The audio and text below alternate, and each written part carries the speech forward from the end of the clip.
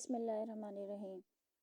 الصلاۃ والسلام علیک یا رسول اللہ وعلی آلک و اصحابک یا حبیب اللہ۔ لاکھوں کروڑوں درود محمد اور آل محمد پر۔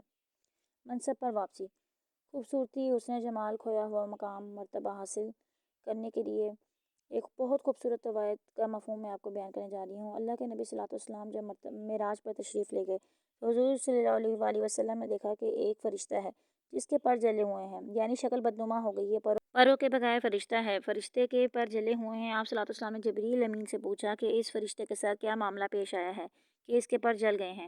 جبریل نے رسول صلی اللہ علیہ وسلم کی بارگاہ میں عرض کی، یا رسول اللہ، جب رب نے اس فرشتے کو حکم دیا کہ فلاں بستی کو اس کے گناہوں کی وجہ سے الٹا دو۔ جب یہ فرشتہ اس بستی میں پہنچا تو اس بستی میں ایک معصوم بچے کو دیکھ کر اس کے دل میں رحم آ گیا، تو وہ فرشتہ اس بستی کو الٹائے بغیر واپس آ گیا۔ اللہ کے حکم کی تعمیل نہ ہوئی۔ اللہ رب العزت نے غضبناک ہو کر اس فرشتے پر اپنی تجلی فرمائی اور اس کے پر جل گئے، یہ پروں سے محروم ہو گیا۔ اللہ کے نبی رحمت للعالمین ہیں، تمام جہانوں کے لیے رحمت بنا کر بھیجے گئے ہیں۔ حضور صلی اللہ علیہ وسلم نے جبریل سے پوچھا، اے جبریل، کیا اس کی توبہ قبول نہیں ہو سکتی؟ اس غلطی کا ازالہ نہیں ہو سکتا؟ اس فرشتے پر رحمت اور کرم نہیں ہو سکتا؟ جبریل امین نے عرض کی، اللہ کا وعدہ ہے کہ کوئی توبہ کرتا ہے تو اللہ اس کی توبہ بھی قبول کرتا ہے، اس کی مغفرت بھی کرتا ہے۔ اللہ کے نبی صلی اللہ علیہ وسلم نے جب جبریل امین کی بات کو سنا تو حضور صلی اللہ علیہ وسلم نے دعائے رحمت کے لیے ہاتھ اٹھائے، یا اللہ، اس فرشتے کو معاف کر دے، اسے درگزر کر دے۔ رب نے آواز دی، اے میرے محبوب، اس کی توبہ جب قبول ہوگی یہ اپنے کیے کا اعتراف کرے۔ دوسرا، یہ میرے محبوب پر 10 بار درود و سلام پڑھے گا۔ یہ 10 بار درود و سلام پڑھ لے، میں اس کا مرتبہ، اس کا منصب، اس کا حسن و جمال سب کچھ لٹا دوں گا۔ جو مقام حدولی سے یہ گرا ہے واپس بحال ہو جائے گا۔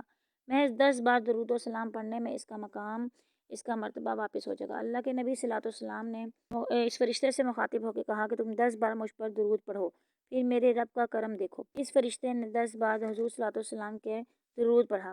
اللہ نے فوراً اس کا مقام، اس کا منصب، اس کا مرتبہ اسے لٹا دیا، اس کا حسن و جمال اسے واپس کر دیا، اس کے پر اسے لٹا دیے۔ حضور صلی اللہ علیہ وسلم فرماتے ہیں کہ وہ فرشتہ پروں سے پرواز کرتا ہوا اوپر چلا گیا، آسمان پر شور مچ گیا۔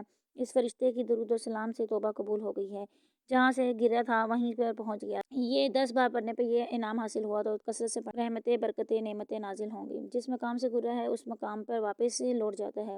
درود پڑھتے رہو، اللہم صلی علی محمد وعلی آل محمد۔ اللہ تعالیٰ جس مقام سے گرا ہے اس مقام پہ واپس پہنچا دیتا ہے، عزتیں، برکتیں، نعمتیں مل جاتی ہیں۔